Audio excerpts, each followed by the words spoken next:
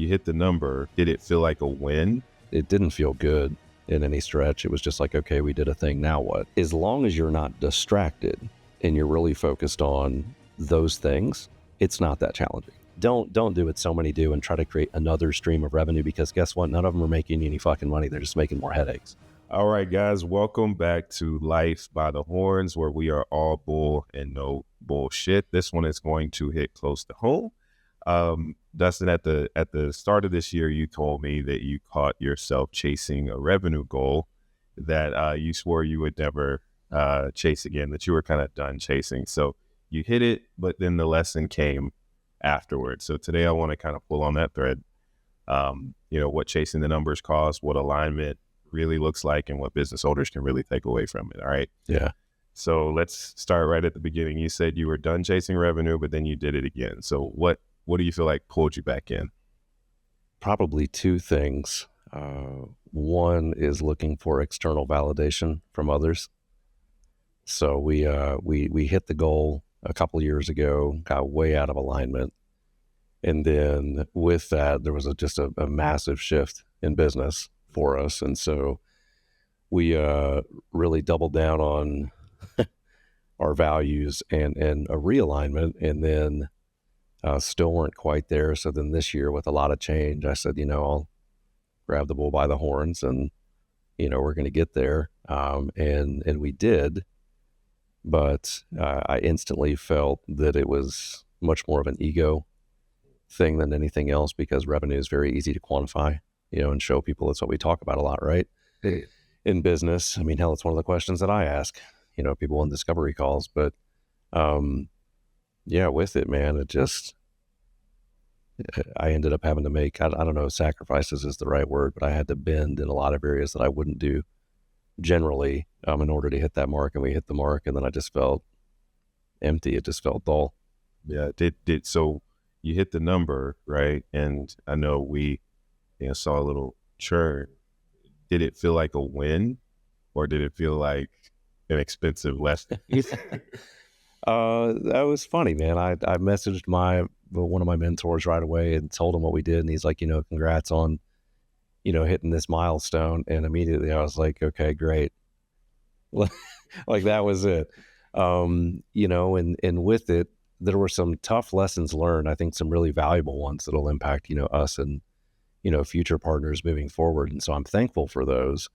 But yeah, it didn't feel good in any stretch. It was just like, okay, we did a thing, now what? What's the next thing? So the goalpost just continues to move. And, there was a lack of celebration. There wasn't anything great that came from it. I mean, I think the only, the lessons learned were great. I think there were some additional, resources for us to double down on some things that we needed to internally. But if anything, I think it stretched me to a point that, and not a good stretch, that I just didn't feel like I was in flow anymore. It felt like I was trying to manufacture, what the success looked like versus just it coming from a place of just, integrity and alignment. So yeah, it felt off, and I think it obviously it put some pressure on the team too. Yeah. You also mentioned like how the you had to bend. Like what were those clients like? What were some characteristics that you were saying? Yeah, they were all the same, man. I mean, first and foremost, they were looking for a provider that could get them to their goals. They could not find that partnership previously, which sometimes is a representation of who they were working with, but sometimes it's also a representation of the client themselves. And with several of them, they'd been through a lot of providers, which should have been a red flag. I should have asked more questions about what those relationships looked like and why they didn't work. One of them, I even had the hand tipped to me that they were a challenge, to say the least. And so, my former self that I still have to wrestle with, I like to fix things. So if I see, something which is a project or someone who is challenging, sometimes there's this kind of allure that, I know we can achieve the goal and win them over. But with all of them, when they had, some of that kind of commonality in the conversations that we had discussed. So the other things that I found interesting where I knew I was kind of bending was There was a high demand for discounted rates. They were really bought into what we did. They weren't bought into the price to get them to where they wanted to go, which should have been another red flag. And then beyond the price, at the point that we came to like, hey, let's do this thing. Our agreements are, they're not these crazy ironclad, like we've got you in handcuffs and, heaven forbid you're a day late on a payment, we're taking you to court. They're not overly aggressive to that extent. They're a benefit to us and, the person that we're working with, the commitments to what we're going to do and then how we'll protect their information and all those kind of things. And, there was a good deal of pushback from a few of them that wanted more in writing and addendums to the contracts, which generally when that starts to happen, if it's not something that I feel universal that we should put in all of our agreements, that's a red flag. And so they were basically looking for a lot of opt-out clauses, in which I was very confident in what we do, so I didn't have a care in the world about doing that for them. But in updating these contracts consistently, there was a pain. I also noticed with many of them, although they were very committed in their language on the front end, their actions after they started working with us were the opposite of that. One of them, we didn't get correct account access for, damn near 9 weeks. And so we were managing and we were doing the work for other locations in which they had. And then there was a request for, hey, can you guys give us a credit for this work because we gave you the wrong access? And it's like, well, hell, that's not my fault, but I was in it for the long term. So, again, said, hey, we'll take care of you, because we're committed to what this thing looks like, on a grander scale. But between, the discounted requests, the contract addendums that were wanted to be made, the lack of commitment to showing up to the meetings that we set up, consistently. And then there was just a greater demand and request that kept evolving, after the point of becoming, partners, so to speak. And the interesting thing, and I think everybody understands this, like everyone says that, the customers that ask for the discounts and whatnot are generally the biggest pain in the ass. But it was even bigger than that, in my opinion. I think, it was, what they had signed up for with us continued to grow and evolve. We needed more meetings. We needed more data. We needed more understanding. We want to know how you do what you do. And that's not what we do. It wasn't the, BLG school of, how to be a marketer. It's, we can do the thing for you and remove some of these hats. But it created a lot of strain. I think, with those customers, as I look at some of the teams day to day, like it was eating up, half of their week for one client. Yeah. When we have dozens and dozens and dozens of other ones to take care of. And when you got one that's eating up so much resource, even at one of the conversations I had with one of them, when they wanted to scale way back on the commitment, I said, that's fine, but the pricing structure is going to have to change dramatically because we're not a nonprofit business.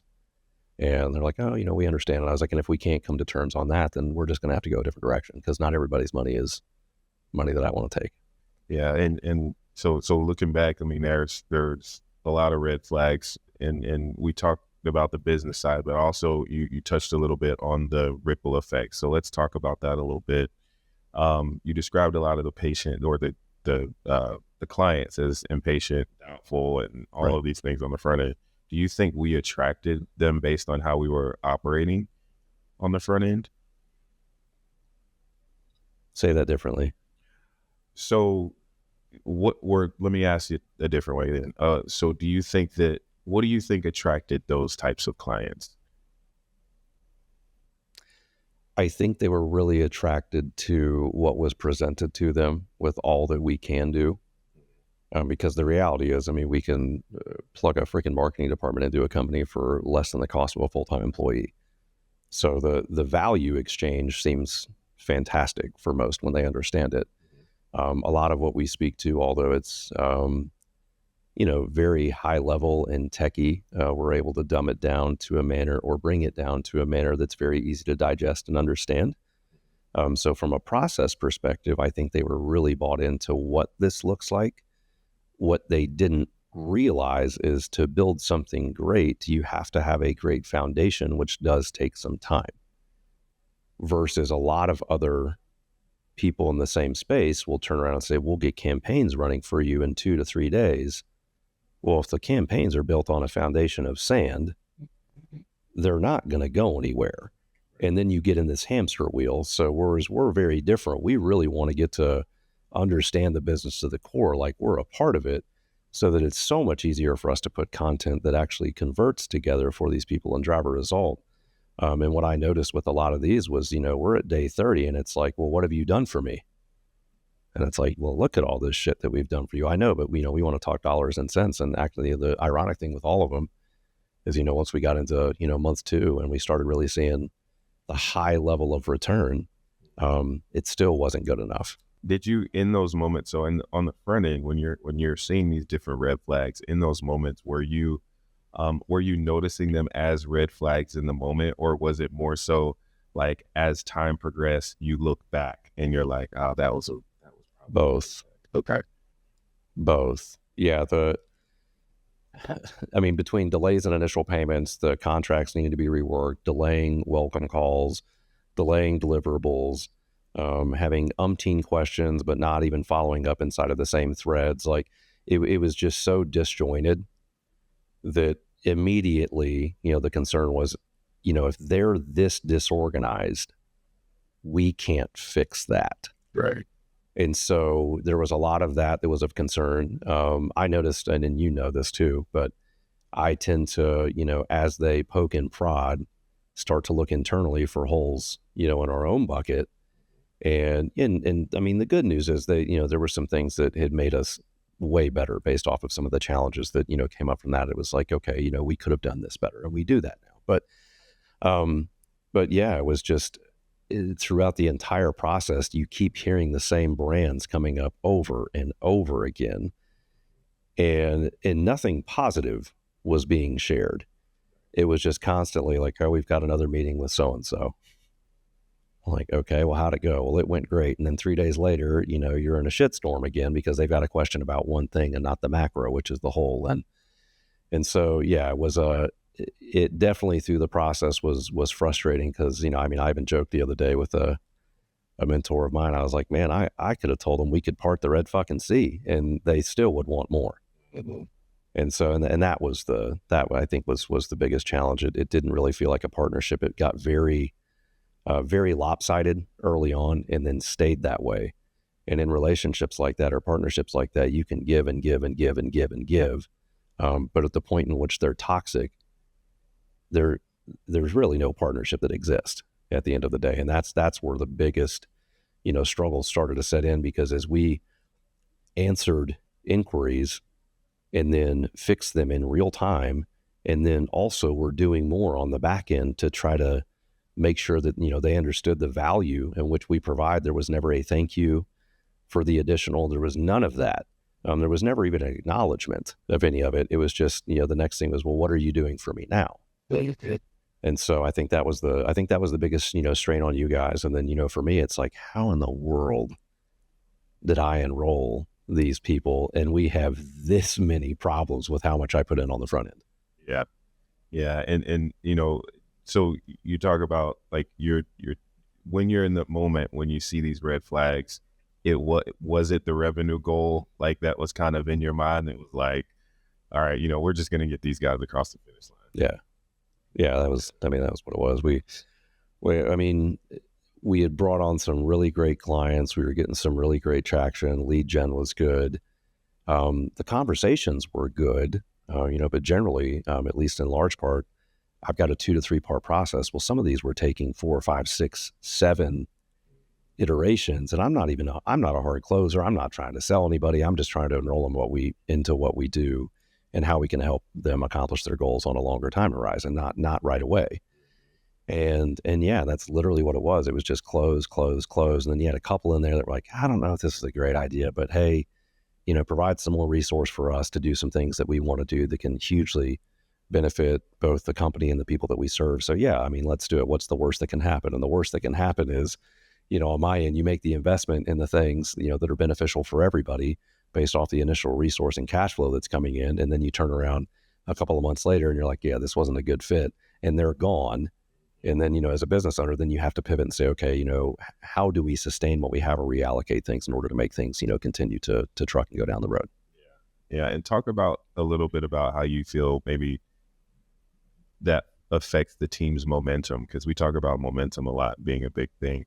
How do you feel like, that chasing that revenue goal and overlooking those red flags, how does it affect your team from an energy perspective or momentum? I mean, with the right team, I think that, they're encouraged by the growth. So there was a lot of that. I mean, there was a lot of, just keep bringing them on. For me being, hugely involved in operations for so long, I knew the things that could come up from it. And for me, a big thing was I never want to sacrifice, quantity for quality. So we made some additional hires and invested in some more things to help us with that. And, I think the benefit to the team was we can do a lot quickly. We can be stretched and we can get it done and do it really well. The detriment, though, is when you have a team that doesn't understand the whole picture of the client relationship, and they go in and they put so much effort into what they do to provide a really great result. And then you turn around and say, hey guys, we're no longer managing this account. And then they're like, what do you mean we're not managing this account? There's so many good things that have been happening as of recent. And it's like, you're right. But then you have to have conversations with them that, hey, like, it's not you, it's them. It's a cash flow thing, or they didn't plan accordingly, and they expected this to be this monster mega win within a couple of weeks instead of a couple of months. And so I think that's the only friction point. Big picture. I think some of the things that it exposed us to helped us a lot. I think that we're definitely poised for more, as long as they're the right types of partnerships. But I think that's the only thing from a team standpoint that's frustrating, because I've seen it happen a couple of times this year. It's like, well, what do you mean so-and-so is going a different direction? We're killing it. Their revenue's up 50% year over year, and we've only been working with them for 4 months. It's like, yeah, well, so-and-so has a spending problem. So, and that's the sad thing too, is because, we're responsible for this, beautiful increase in top line revenue, but they also look at us as a luxury and expendable. And so the second that, the money is tight, they cut off the lever, which is feeding them. I mean, it's like having a fucking Bentley and not being able to put gas in it. Like, it just doesn't make any sense. So they've got this thing that's really beautiful and they're really proud of it, but all of a sudden they just killed all momentum for growth because they had cash flow issues. Yeah. I think from a team's perspective, with us at least, I think it's cool that, like, our team, when you have a team that cares so much, the first thing that they're looking at is, okay, what could I have done better? Right. And so having to have those conversations with them, like, hey, it's great that you're always looking to do better and be better, but sometimes it's not your fault. Right. It's something, letting them kind of detach from, okay, all right, I can breathe and we can be, we don't have to panic or feel like we're the problem. So now that you've made this shift, though, alignment over chasing, let's kind of unpack that a little bit. So what do you think is harder, just in your opinion? Is it tougher to hit the number or have the guts to walk away from, like, a big contract? I think it depends on where your headspace is at. Yeah. I don't really think hitting the numbers that terribly challenging. I think for most businesses, even myself included, when that is your goal as the founder, is to focus on increasing business and making sure you're doing really great with talent acquisition. As long as you're not distracted and you're really focused on those things, it's not that challenging. I think the hard thing to do sometimes is have conversations with people, know that you've got this carrot on the end of the stick, and you can, get them as a partner, and it does have some benefit to you, but also knowing in your heart of hearts that this isn't a good fit, and being able to say no to those people. I think that's something that's hugely important. I mean, I even had to sit down myself and go, okay, how do I articulate this to people if it's not a great fit? And I think the biggest thing is, and we had heard this in a different one of our development days. It was this gentleman, Matt, who is a fiduciary investment, or he helps with insurance and all that kind of stuff, right? And he had mentioned, when you're looking for a financial advisor, make sure they're a fiduciary. And the reason why, because they basically have a public record that anyone can access. And he had said that he will not work with anybody unless they were 100% bought in, because he doesn't want to have that negative mark on his record. And, he's like, so that means that there's a lot of coffees, that are had with people. He's like, there's a guy that we've been, seeing every couple of months for over a year now. But he's like, I will not enroll him in anything unless he's 100% bought in.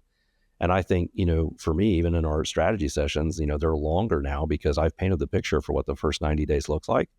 Because if they're not bought into that investment for the first 60 to 90 days and how it's going to pave the way for the next years to come, it doesn't make any damn sense.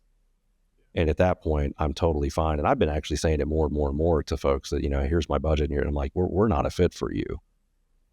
And also the company that you're working with, you should fire them because you're spending more in management fees than you can afford an ad spend right now. And that's just lopsided. So it's gotten easier for sure. But I think if your ego is the driver and you're worried about validation from other people, yeah, it's super simple to just bring people on board and enroll them. But it has problems later on. Yeah. So since you started making that shift, how are you feeling when you're in these calls with the guys? How does it feel now as opposed to before? Good, because it just comes from a place of integrity and conviction. Like, there's a lot of questions I ask on the front end that most agencies wouldn't. I'm really concerned. I really want to understand the business as a whole, and how they operate from lead through sales, through operations, and where a constraint may be. Because I know we can handle the lead generation for companies. I'm not concerned with that. But if they have an issue in their sales process, if they have an issue with capacity and being able to do the work, the next thing they're going to do is look at us and say, we don't need you. So I don't want that relationship. So I ask a lot of questions on the front end with regard to that before we even dive into what we do. And it's really allowed me to just be way more honest from the get and say, I don't think we're a great fit until you get to here. And, here's some things that, you can do to help you in the meantime, and some questions that you should ask who you're working with. But it's just easier. And I think on the other end, I really think people appreciate the honesty too. I mean, a gentleman I spoke to yesterday, even, not a very big business, but when we started unpacking, the business in and of itself, why he started it, what he does as his main source of income, and how he utilizes the resources and revenue in his own business to grow it. If he wasn't doing something else, we wouldn't work together. But because he is, and because every amount of additional money that he brings into the company, he just reinvests back into it to grow it. Yeah, perfect fit for that. Because we're not going to put financial pressure on him, in any capacity. He sees the value in the long term for where he wants to go. So, guys and gals like that, yeah, perfect fit. The ones that, I've got somebody today that messaged me that has probably hit me up 6 times in the last 6 months about trying to grow her business, but she does it all the wrong way. She has very little visibility and just keeps buying shit because, hey, the more stuff we have, maybe the more opportunity we have for, this to be out in the world and people to be using it. No, it doesn't work that way. They have to know you exist. And so I know somebody like that, when she's like, oh, hey, I really want to work with you, politely and respectfully, no. And here's why.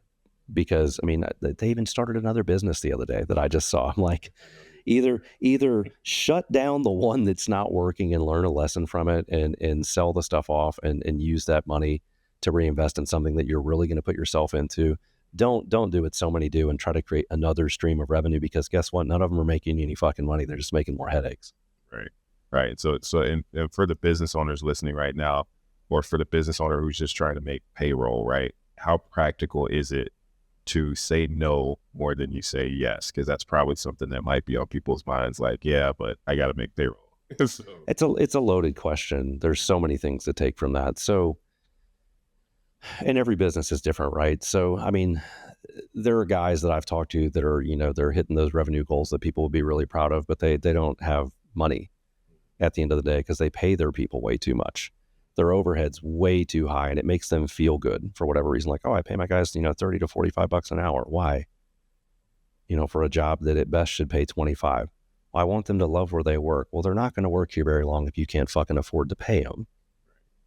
Right? Or if you can't afford to grow the business. If the business can't grow, it turns into something that people don't want to be a part of because the vision's not there. And the second they get another opportunity where somebody else is paying more, they will leave. And then you as the business owner are stuck with the aftermath of that or the fallout. So, yeah, I mean, when it comes down to the two, I would say there are times where something needs to be a means to an end. We may take on this project not because we necessarily want to, but we have some things that we have to take care of. I get that. That's the reality. But when you start educating and providing consistent value from a place of alignment, and integrity in what you do, because it works and you believe in it, you'll enroll the right people into it. I mean, that's the real reality behind it. Sure, is it potentially a longer sum game? Yeah.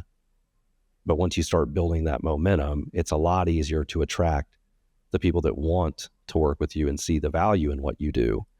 Because again, you've been educating them through this process. You increase that know, like, and trust factor for who you are as a person and, the brand in which you represent. And it becomes much easier. It's just a lot of people don't want to invest in that process. They just want a quick fix. Yeah. Yeah. It's funny because like some people I already know will probably take this and get really picky about who they want to work with and things. So, common sense isn't always so common. So my question is, what's the difference between like a non-negotiable and you're just being a little bit too diva-ish? You know what I mean? Where it's like, okay, come on, like, yes, you need to have high standards, and be aligned, but what do business owners need to, like, what are some differences? Like, so one of the things for us that has always been the North Star is our core values. I actually lead with them in our strategy sessions. One of the first things that we kind of unpack is, who we are as a team. It's not me doing all the heavy lifting, and people should probably be thankful for that in large part. But, I'm just the lucky guy that gets to have the conversations and gets to, kind of be the spearhead, of what we do there. But, and then we roll into, what our values are. And a lot of people, I've had a couple say like, why the fuck do I care about what your core values are? They're very customer centric, but they're also the North Star for what we do. And when we deviate from that, that's when we have problems. So, when I share those values, and there's some, funny jokes and stuff I have in there, if I can't get a laugh out of them, and if I can't get some agreement and some head nods from them, generally that is a red flag for me. But I also tell them, our first core value is mutually beneficial relationships. And I tell them very matter of fact, like, hey, if it's a win for you, it's a win for us. And if we're doing a shitty job, you're going to be pissed at me. And I don't want that at the end of the day. And here's what we do, if that were to happen. But also, because it does have to be a win for us, if you're a huge pain in the ass and we can't get what we need from you and you don't pay your bills on time and, X, Y, Z, it's totally fair for us to walk away from this too, right? And they're like, yeah. And they're like, yeah, I've had customers like that. So those are the things that I think, for me, matter the most. I don't think they have to be like me in any capacity. They don't have to be in their 30s and have tattoos and earrings and all this kind of shit to be somebody I'm in alignment with. If anything, I might run from that guy because I know I can be a pain in the ass. But no, they just have to be bought in to what we're prescribing in the process. And when it doesn't feel like I'm trying to sell them anything or convince them, that's when I know, they're a great fit. I mean, we even had somebody who just started with us this week. And, as I went through the process, with her and her husband, she wanted, a couple of days just to converse with her husband. We set up a follow-up meeting to the strategy session. And within 15 minutes, I got an email that was like, no, we just had a chat. We're all in. Let's do this thing. How soon can we start? Great. That's who we want to work with. A gentleman I talked to a couple of weeks ago, way older than I. So at first I was a little hesitant, like, oh man, this guy's not going to like me. Freaking backwards hat. But I'm like, I'm not going to be somebody I'm not. Like, if you can get over the first 5 seconds of, what our office looks like, because it looks like a bat cave and, this guy with a backwards hat. If you can get over all that and just listen to the substance of what I'm going to share, then we're a great fit. And we got to the end of the call and he's like, man, I really enjoyed this. I got so much value from this. I can't wait to reconnect to go through what you guys recommend. And man, I was like, that feels really good. Like he got over the superficial and just listened to what, what was deep and important to him. And those are the conversations that I like to have. I don't like the ones, and I know there's a million business owners that can relate to this. When you're talking to somebody on the other end that thinks they know more than you consistently and is constantly the one-upper, and then is trying to tell you they understand what you do, and you're like, okay, then why don't you just do it? Or why haven't you brought somebody in-house to just do it under your steerage? Those are the ones that I run into the biggest problems over and over again, because they question everything. And it's okay to want to understand from a high level, but when they want to get really, really deep and understand everything that we're doing, and they want 47 pages worth of data and to have a paragraph about each bullet point about what we did, that's not, it has zero benefit to them at the end of the day. It has zero benefit to the team, because now we're working on being data analyst for you versus moving the needle. So those are ones that I hugely, from this point forward, not a big fan of. If anything, I would totally call them out in the strat. Like, are you going to let us do our job, or do you want to do this? Right. So those are some things that I would say, would definitely catch my attention. But from like the diva side, yeah, if you've got this ultra picky avatar and that's the only singular person that you're ever going to work with, which is just like you or whatever, yeah, you're probably not going to go for. Yeah, 100%, man. So I want to know, just from personally, like, if you had one no in 2025 that you wish you would have said sooner, what would it be? Without, I mean, you don't have to mention any names, because I'll know, but maybe paint the situation. Yeah. It's the one that you're like, this is... There are three of them, and you work with all three of them. When they tell you on the front end that they're going to be a pain in the ass... Believe it. That's I should add another slide. Like, I'm glad you mentioned that. We actually have a no pain in the ass policy. But yeah, when they tell you that on the front end, again, it goes back to that like weird construct I have. It's like, oh, I want to fix this. It's okay that you're a pain in the ass. I'm going to show you how great we are, and then through that process, you'll quit being a pain in the ass. No, they don't. Yeah, we're going to change you. Yeah, it's not a thing. All right, Dustin, let's close out with, we've covered big questions and lessons and all that good stuff, but I want to get your gut reaction. So I want to finish up with some rapid fire questions. So no essays. I just want your instincts right here. All right. So let's go. Number one, revenue or relationships? Relationships. Finish this sentence. Alignment feels like... flow. Misalignment feels like... stress. The biggest red flag, you're out of alignment. My gut. Your most underrated entrepreneurial advice? Rest is not a bad thing. If you lost it all tomorrow, what would you do? What would you rebuild first, revenue or alignment? Alignment. Coffee or clarity? Ooh, clarity. Depends on the day. All right. And one word your team would use to describe you right now? Focused. Yeah, I would agree. Good stuff, man. Well, thank you for sharing. A lot of big lessons here, a lot of big lessons thus far in 2025. And I'm sure we'll have a lot more going into the end of the year and the end of the season. And we'll be, the goal, like we said, is on this podcast, we just want to be real about what we're going through, and hopefully it'll help somebody else. So yep. Thanks for sharing. And guys, don't forget to like, comment, subscribe. We will see you next time. Bye, guys.